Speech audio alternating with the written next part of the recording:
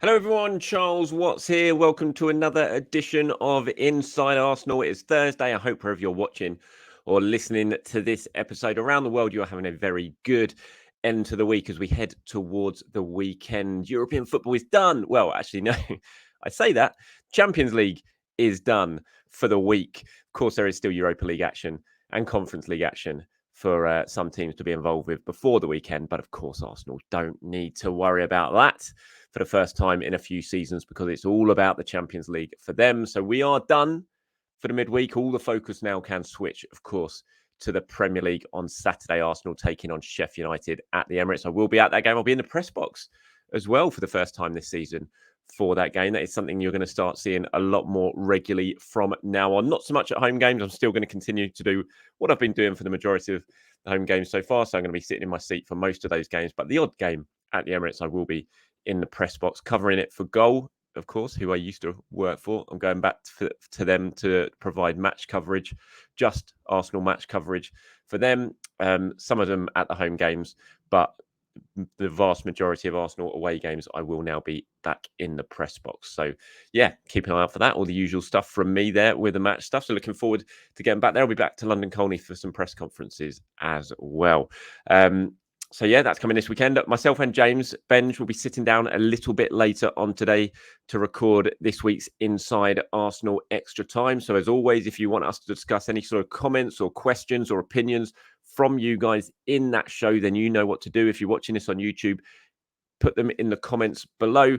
I'll go through a few of them, select some of them, and then myself and James will discuss them when we sit down a little bit later on to record that show. Okay, let's get started, shall we? I wanted to spend the start of today's episode talking about Takehiro Tomiyasu after that fantastic performance for him against Sevilla in the Champions League. There's been lots and lots of debate sparked by that performance. In the last 24 hours or so, I've had lots of comments being thrown at me on my timeline on social media. You guys as well, some of you in the comments below from yesterday's show talking about Tomiyasu and wondering, is this the time? Do we now bring in Tomiyasu as a regular starter in this Arsenal team? Should he be ahead of Oleksandr Zinchenko at left back in this back four? It's been a big debate. I saw Ian Wright, I think it was talking about Zinchenko after the Chelsea game and sort of pointed to the absence of Granit Xhaka this season as a potentially, quite a big reason for, I suppose, what you'd call a bit of a drop-off in form from Zinchenko so far this season. I don't think he's been terrible by any means. I thought he was very good, say, against Manchester City, and that when he did struggle against Chelsea, no doubt about that. And it didn't surprise me at all that Tomiyasu started the game against Seville. And it's, there's certainly a lot of people now questioning whether Tomiyasu should be a regular starter in this back four. Now, look, we know what Tomiyasu brings. He's such a consistent performer. When he's fit, he is absolutely fantastic. He brings so much versatility to this team as well. He can play right back, left back, can play across as a centre back as well, equally as well as he can at full back. He shows that for Japan every time he plays there. I think he played there for Arsenal centre back against Brentford in the League Cup, didn't he? He was just a man of the match performance. He was absolutely exceptional in that game as well.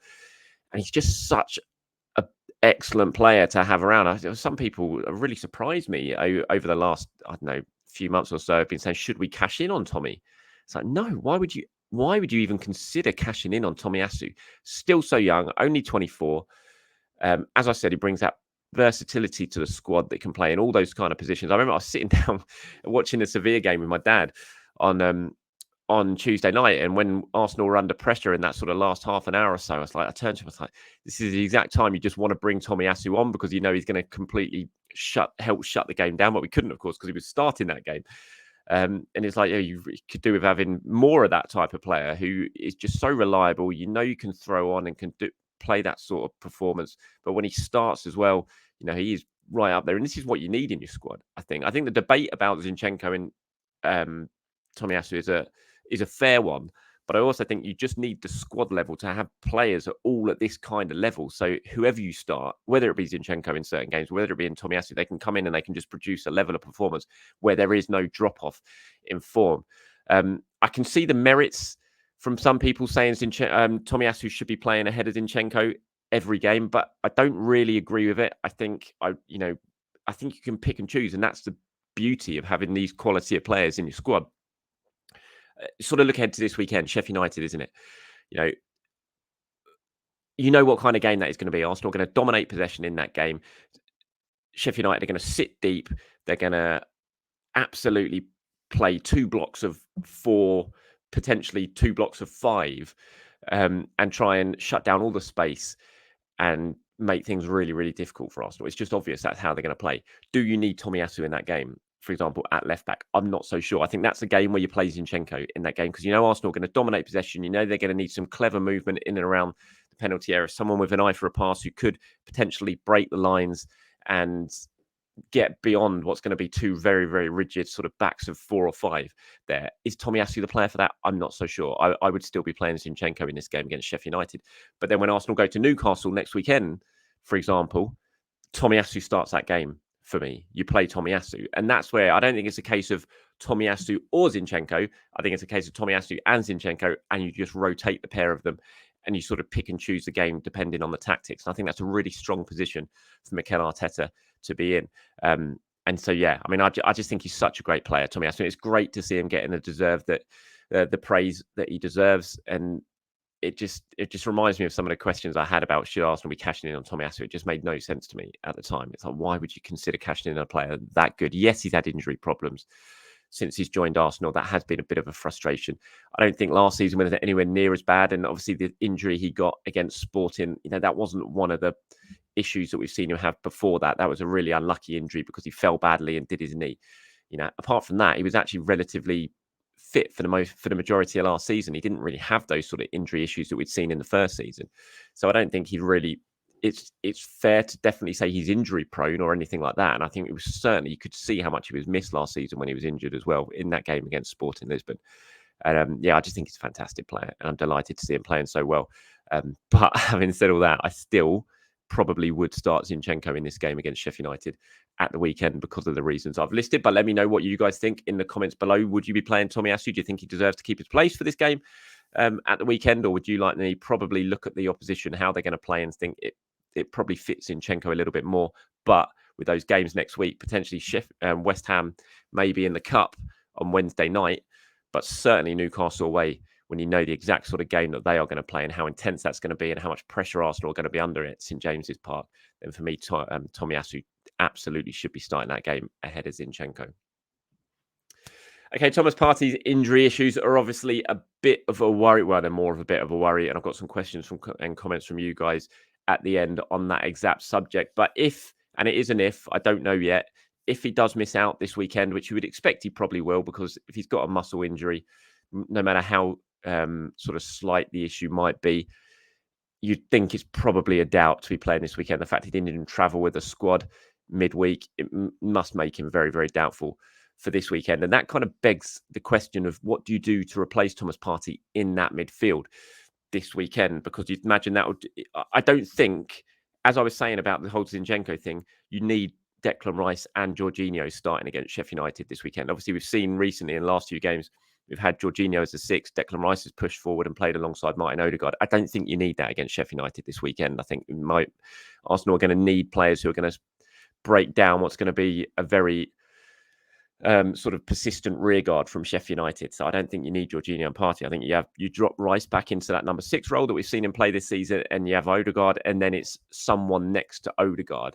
And for me, I think this is a perfect opportunity to give Smith Rowe a start in the Premier League. There is the Havertz option as well, but we don't know yet what's happening with Gabriel Jesus. And if Gabriel Jesus is out this weekend, I think Havertz is a good shout for you playing in that number 9 role again against a team who are going to drop very, very deep, and you might need a bit of a focal point up front rather than Nketiah.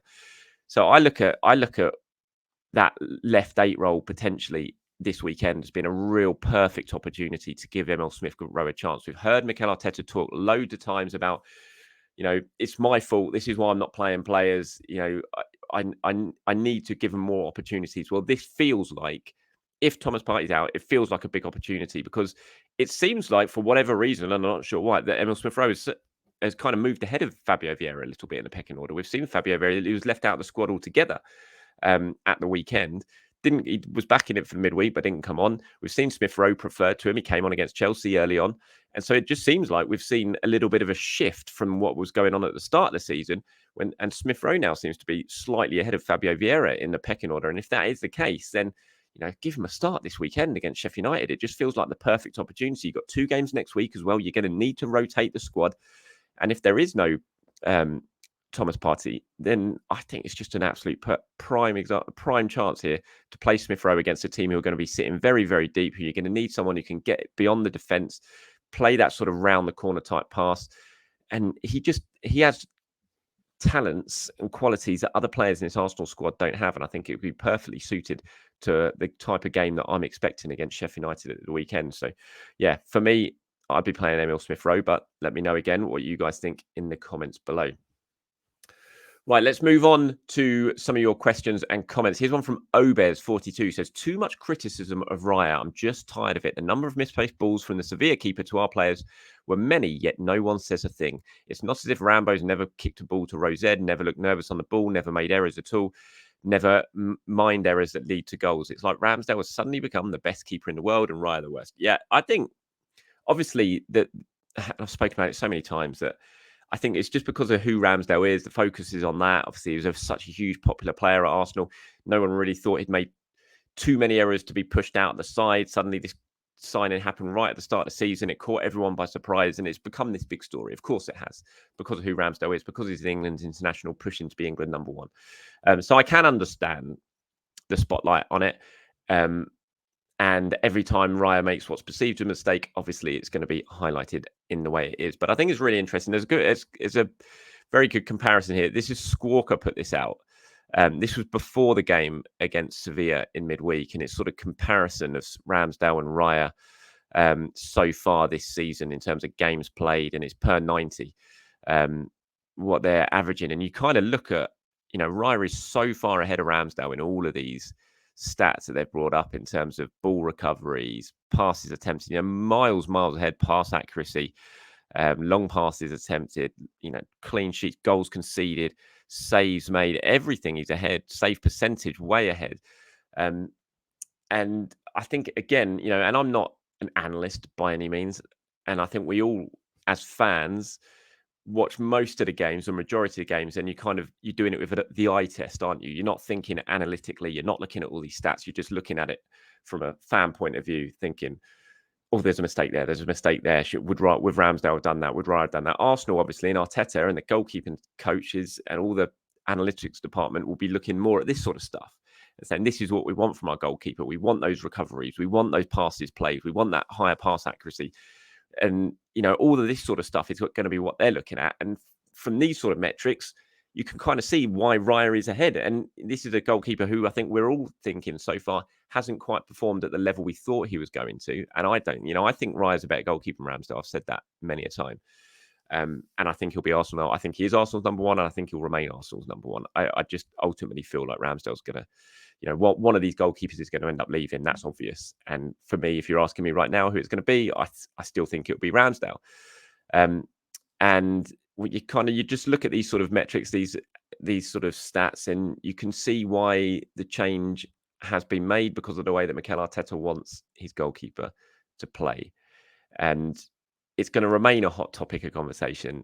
I'm sure I'm going to talk about it more. I'm sure we're going to see it every time again. Mistakes are made, or if Ramsdale comes in and has a good game in the League Cup, like he did against Brentford, it's going to continue to be this debate, and it's going to go on throughout the season.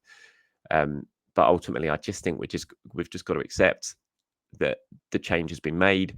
David Raya is Arsenal's #1, and I think he's going to remain Arsenal's #1 for the foreseeable future.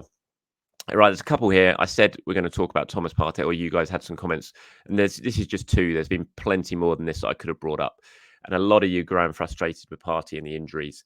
And it is a frustration. I know it's a frustration because he's such a good player. We want him to stay fit. Every time he seems to get fit, he goes off and gets injured again.